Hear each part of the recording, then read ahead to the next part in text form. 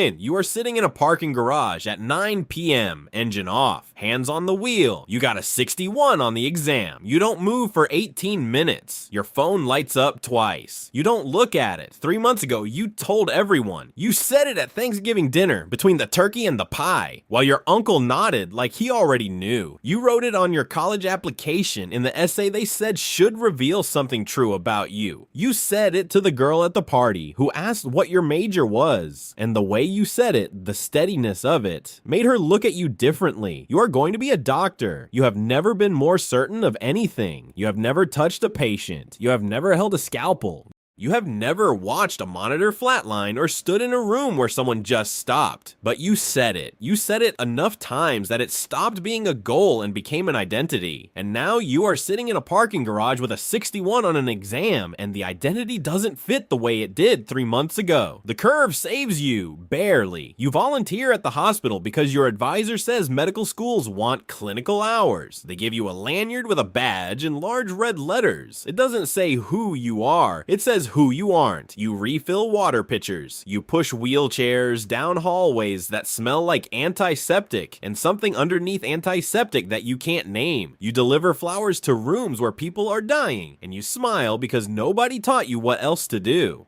Then a nurse asks you to grab a blanket. You find it, you bring it back. She doesn't look up, but you feel something shift. You shadow a doctor for 4 hours on a Wednesday. He lets you listen to a heartbeat through a stethoscope. You stand there with the earpieces in and you hear it. Steady, relentless, completely indifferent to whether you deserve to hear it. You go home and you think about that sound for 3 weeks. Then organic chemistry starts again. You study for the MCAT like your life depends on it. It does. Every practice score is a verdict. You take the real one on a Saturday morning in a testing center that smells like recycled air and other people's anxiety. You apply to 25 medical schools, rejected from 19, waitlisted at 4, accepted to 2. You pick the one with more financial aid. You are $200,000 in debt before you have done anything. Welcome to medicine. But here is the question. Nobody asks you at the acceptance dinner. Nobody asks you while you're taking photos in your new white coat. Nobody asks you at all. What are you willing to lose to get here? You don't know yet. The answer takes 40 years. You call her Margaret. You don't know why. It comes out one morning in October, quietly, almost by accident, and after that, it sticks. The other students name theirs too. Nobody talks about it. Nobody has to. Calling her the cadaver or the specimen felt like a lie about what she actually is. Margaret donated herself so that you could learn. The least you can do is give her a name. But that comes later. First, there is the moment before. The anatomy lab smells like formaldehyde and something underneath formaldehyde that you will spend the rest of your career trying to describe and never quite manage. The table is stainless steel. The body is covered. Your attending says something about respecting the gift. You are not fully listening because you're focused on keeping your face still. The scalpel is lighter than you expected. Your attending nods once. The student to your left stops breathing. You make the first incision. The room doesn't go quiet, you go quiet. There is a difference. The room keeps moving. People keep adjusting their gloves, shifting their weight, writing in notebooks. But inside your head, everything stops. You have just crossed a line that goes only one direction.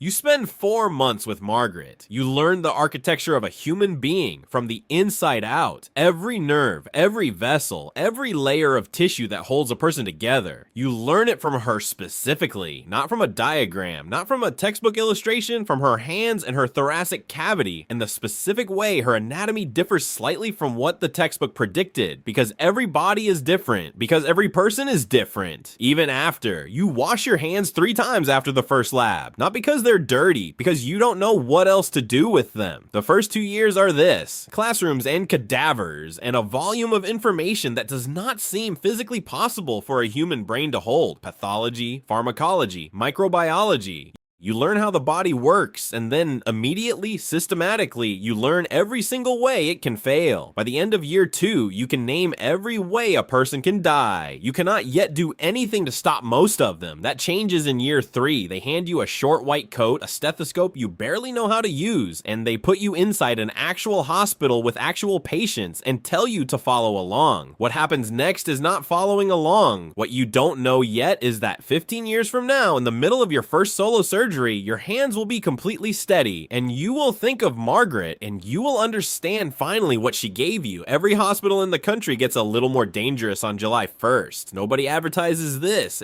It doesn't appear in the brochures, but the nurses know it. The pharmacists know it. The janitors who have worked the same floor for 20 years know it. New doctors start on July 1st. Real patients, real orders, real consequences. The gap between those 3 facts is where people get hurt. You are the gap. You graduated medical school in May. You have the degree. The letters are real. You are technically, legally, officially a doctor. You know this because the certificate is on your wall, and your mother cried when they handed it to you, and your father shook your hand twice, which this is once more than he has ever shaken anyone's hand for anything. You know nothing. That is not self-deprecation.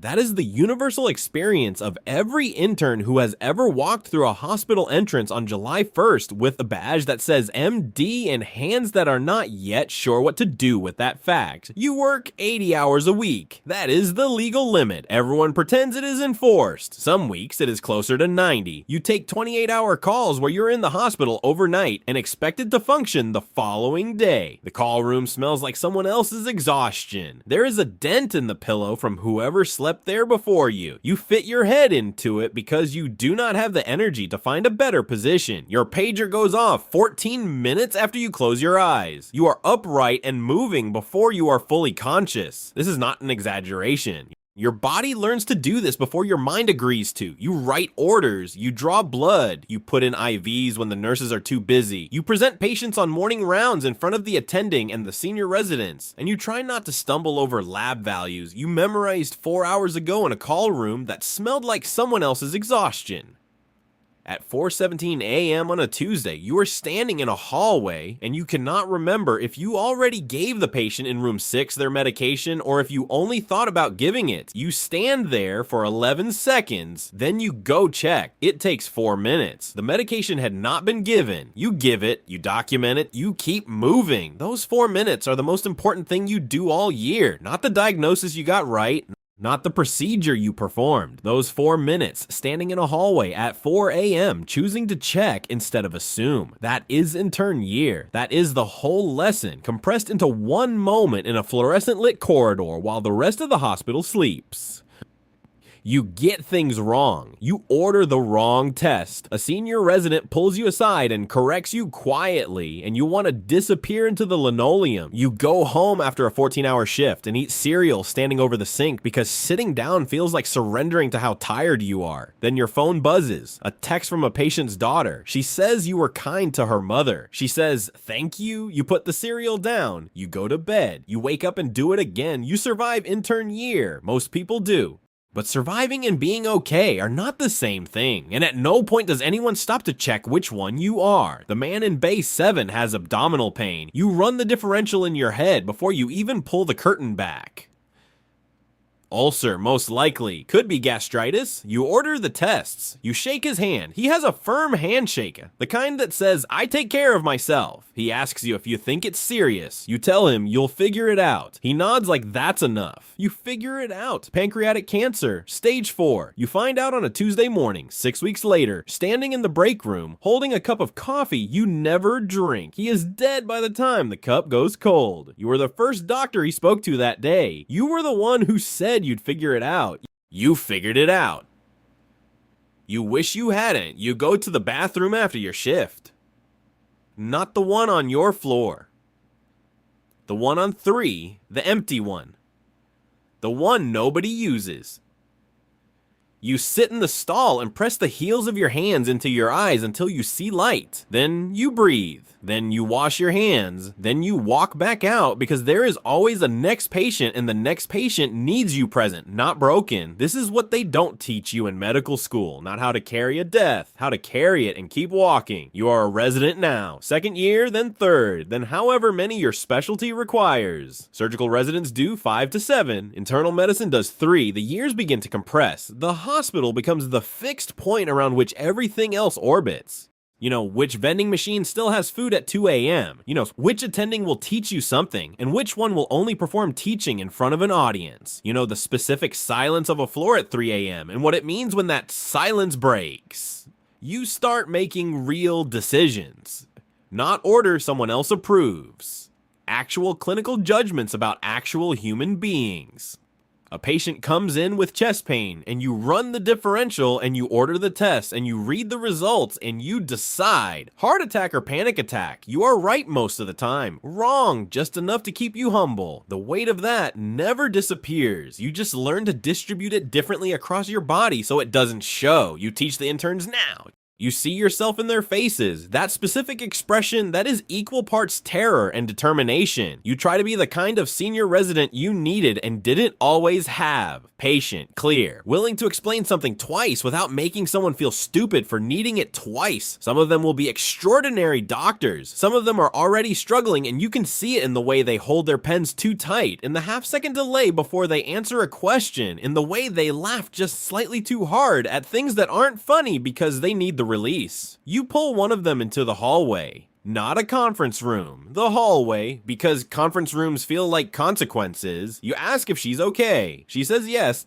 Then something in her face shifts and she tells you everything. 6 minutes in the hallway. You listen because nobody listened to you when you were standing exactly where she's standing. You promised yourself you'd be different. Your college roommate sends you a photo from his wedding. You are not in it. You were supposed to be the best man. You sent a card 3 weeks late. You have not opened his reply. You tell yourself it will be worth it. You have been saying this for 4 years now. The dangerous part is you can no longer tell if you believe it or if you simply need to believe it to keep going, and you are not sure those are different things anymore. The EKG comes across your screen at 11 p.m. You've seen this pattern before. The internal medicine team hasn't. That is why they called you. You look at it for 4 seconds. You know exactly what it is. You pick up the phone, you adjust the medication, you explain it to the team in the measured, unhurried way that people who are certain speak.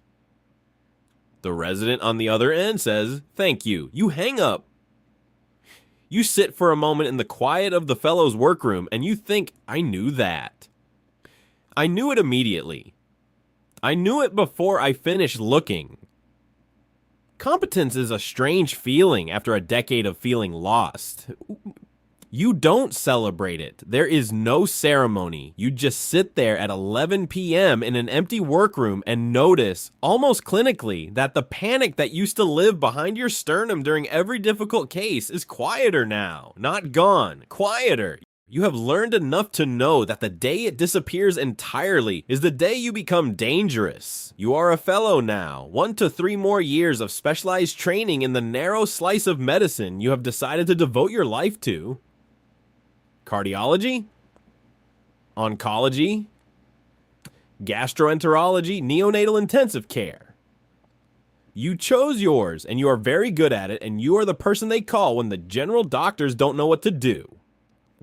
That is not arrogance. That is the job description. You present your first paper at a conference in a city you have never been to. You wear a tie you bought the night before from a drugstore 2 blocks from the hotel. 300 cardiologists look at your first slide. One of them raises his hand halfway through and asks a question you don't have a clean answer to.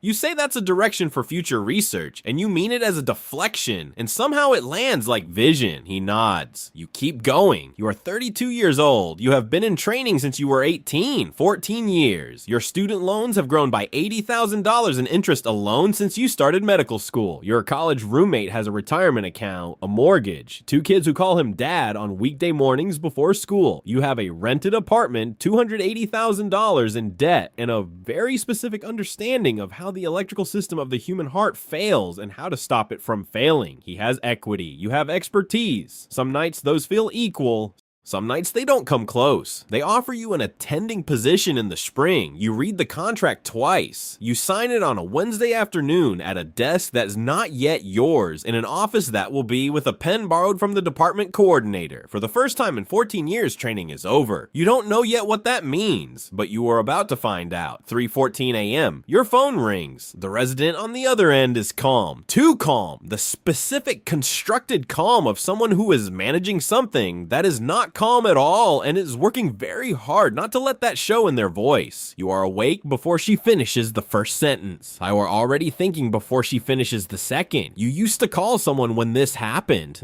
There was always someone to call, a senior resident, a fellow, an attending who carried the final answer so you didn't have to. Now you are the attending. The call ends with you. Whatever happens in that room in the next 20 minutes is yours. If it goes right, the patient lives. If it goes wrong, the patient might not. There is nobody above you in that chain. Your decision is the decision. You give the orders. You talk her through it. You hang up and lie in the dark for 4 seconds, and then you get up because you need to be there in person, and you both know it. This is the job now. You build a practice. You see patients who come back year after year with the same complaints and new complications and the specific comfort of a face they recognize. There's a woman named Carol who has been your patient for 11 years. She brings you persimmons from her garden every October because you mentioned once offhandedly that you had never tried one. She has hypertension, type 2 diabetes, and a relationship with sodium that would frustrate a cardiologist. You know her daughter's name. You know she has been afraid of the dark since her husband died in 2019. You know she takes her medication more consistently when her granddaughter reminds her. You know more about Carol than some of her own children do. That is the part nobody teaches you, the accumulation of a person across years of small appointments. The way trust builds, not in dramatic moments, but in the consistency of showing up, of remembering, of asking about the granddaughter by name. The money is real now. You pay down the loans. You buy a house. You drive a car that doesn't make a sound when it rains. Your family, who watched you disappear into training for 15 years, finally exhales. For about 6 months, you feel like you have arrived. Then you go to your first morbidity and mortality conference as an attending. They put a case on the slide. Your name is not on it. Everyone in the room knows it is yours. You keep your face completely still. You write nothing. You absorb everything. You drive home without the radio on, and you sit in the driveway for a while before you go inside. It does not feel like improvement. It feels like being opened up on the table yourself, except you are the one who has to close the incision when it's over and walk back out and see the next patient. Because there is always a next patient. And arriving, you understand now, was never the point. The schedule doesn't write itself. Neither does the conversation you are about to have with the resident who hasn't slept in 36 hours and is starting to make the kind of mistakes that are still small enough to catch but won't be for much longer. You are the chief now.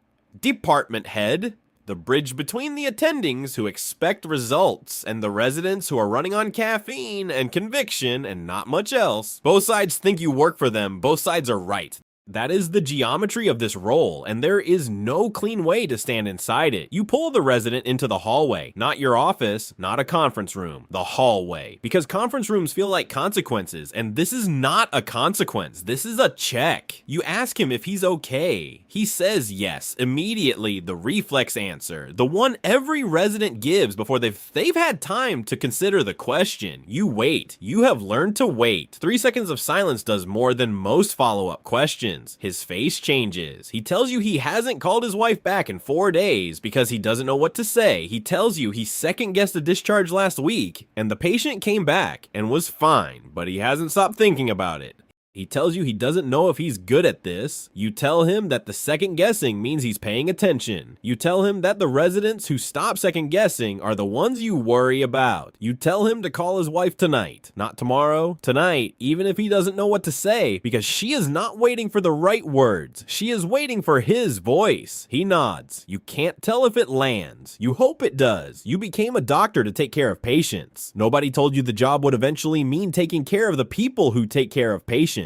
Nobody told you those two things are not the same, and that the second one is harder in ways the first one never prepared you for. You spend Tuesday afternoon in a budget meeting arguing for 2 additional nursing positions. The administration presents spreadsheets. You present 3 cases where understaffing produced outcomes that cost the hospital more than 2 nursing salaries. You win 1 position. You leave the room and stand in the corridor thinking about the shift next month that will still run short and the patients on that shift who will never know the difference. The residents you trained are publishing papers now. One of them just accepted a position at a top 10 program. You wrote her recommendation letter.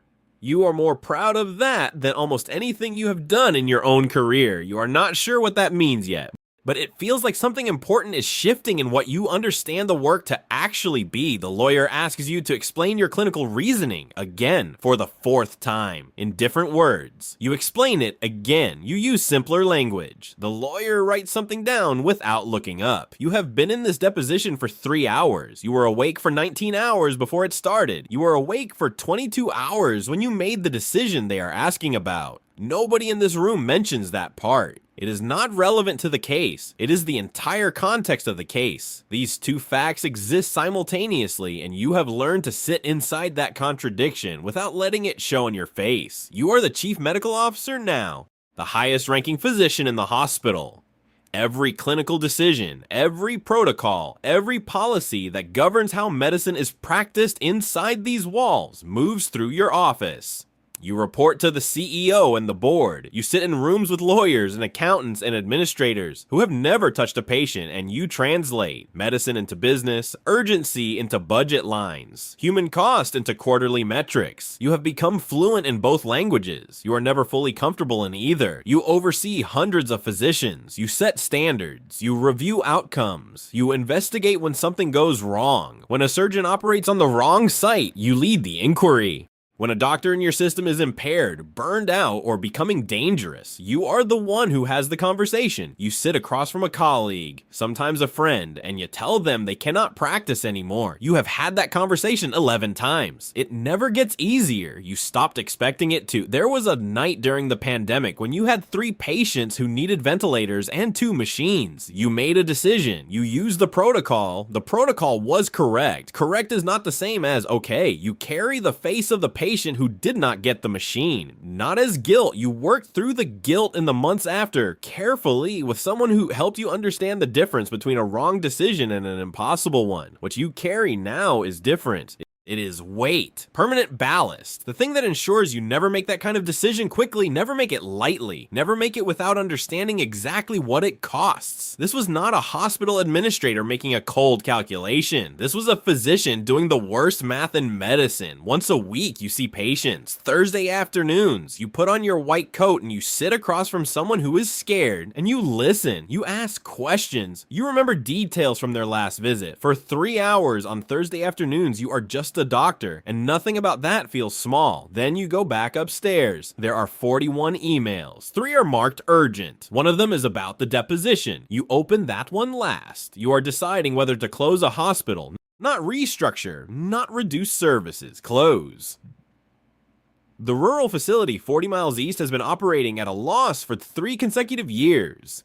You see, the numbers are not ambiguous. Without intervention, it pulls down 2 other facilities inside the system. With it open, 12,000 people in a low-income rural county have an emergency room 12 minutes from their front door. Without it, the nearest emergency care is 90 minutes away on a highway that ices over 4 months a year. You have modeled every scenario. Your team has run the projections 14 different ways. The answer comes out the same each time. You choose. You don't announce it the way administrators announce things. No press release framing it as a strategic realignment. You call the facility director yourself on a Friday evening and you tell her directly. She is quiet for a long time. Then she asks what happens to her staff. You tell her. She thanks you. You sit with the phone in your hand after she hangs up and you think about the word thanks and what it costs a person to say it in that moment. You run a health system now. Multiple hospitals, dozens of clinics, tens of thousands of employees, hundreds of thousands of patients moving through a system that you are ultimately responsible for.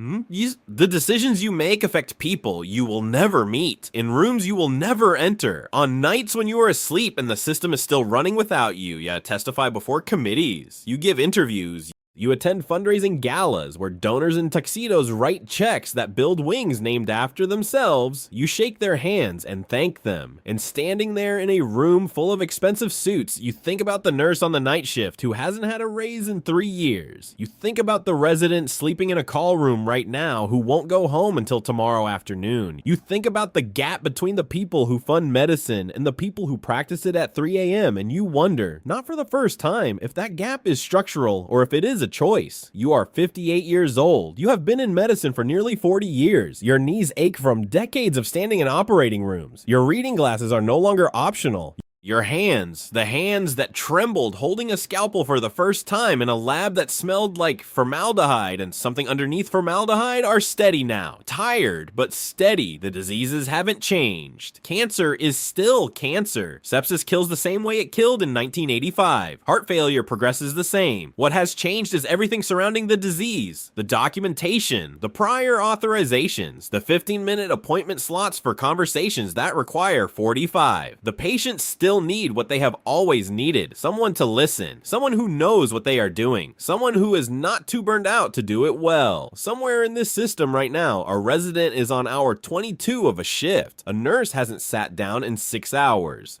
A medical student is watching something they don't yet have words for. You built this system. You run it. You cannot decide if that makes you responsible for fixing it or simply complicit in what it costs. There is a stain on the left pocket of your white coat. You know exactly when it got there. Code blue, room 412, March 14th, 2009. You got the patient back. 31 minutes of compressions, 2 rounds of epinephrine, 1 moment where the room went completely still and then didn't. The stain never came out. You kept the coat anyway. Some things you keep not because they are useful, but because throwing them away would be a kind of lie about what happened. You fold it for the last time on a Thursday morning in October. The cuffs are worn through at the edges.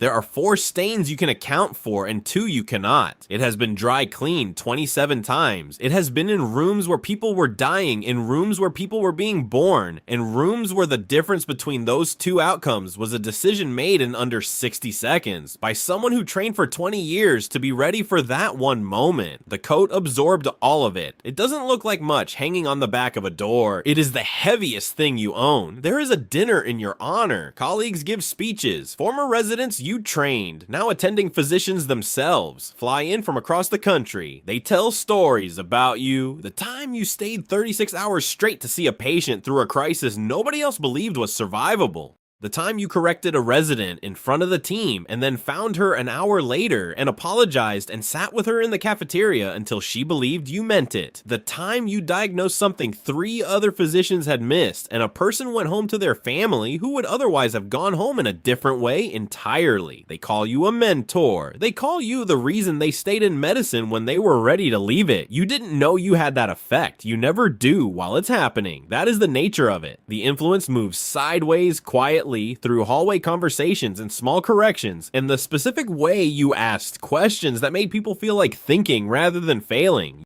You won't know the full shape of it until you are gone, and the people you shaped are shaping others, and the chain extends further than you can see. You go home, the house is quiet, in the way houses get quiet when children have grown and left and taken their noise with them. Your spouse has been patient for decades. Patient in the profound sense, the kind that costs something, raising children through your call nights, eating dinner alone while you were in surgery, learning to read your silences, to know which ones needed space and which ones needed company, and to provide whichever one without being asked. Your daughter is in her 2nd year of medical school. You told her not to do it, not harshly. You sat with her and you told her the truth about what it costs, the time, the relationships, the version of yourself you surrender in the first anatomy lab and never fully recover. You told her all of it. She listened carefully. Then she looked at you the way you looked at your own father when he warned you about something you had already decided. That look that says, I heard every word and I have already chosen. She has the same thing in her eyes that you had at 19. That specific mixture of terror and certainty. The absolute conviction that she can help people if someone would just let her try. You recognize it. You cannot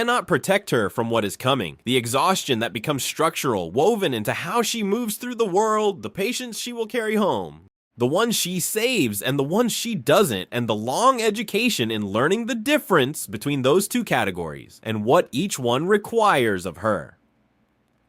The system that will try, not out of malice, but out of momentum, to grind her into someone more efficient and less present. You cannot protect her from any of it. You wouldn't, even if you could, because on the other side of all of it is something that does not have a clean name. The privilege of being trusted with someone's life at their most vulnerable. The specific weight of a patient's hand when they are scared and they reach for yours because you are the fixed point in a moment that has come apart. The way that never becomes ordinary, not after the first time, not after the 10,000th. It remains, stubbornly, unreasonably, the most fully human thing you have ever been asked to do. You tell her that. You tell her it is the hardest thing she will ever do. That some days she will regret it completely. That most days she won't. That the days she regrets it and keeps going anyway are the days that will define what kind of doctor she becomes. Somewhere right now a pager is going off in a call room. Somewhere a resident is doing compressions and counting out loud to stay anchored in the moment.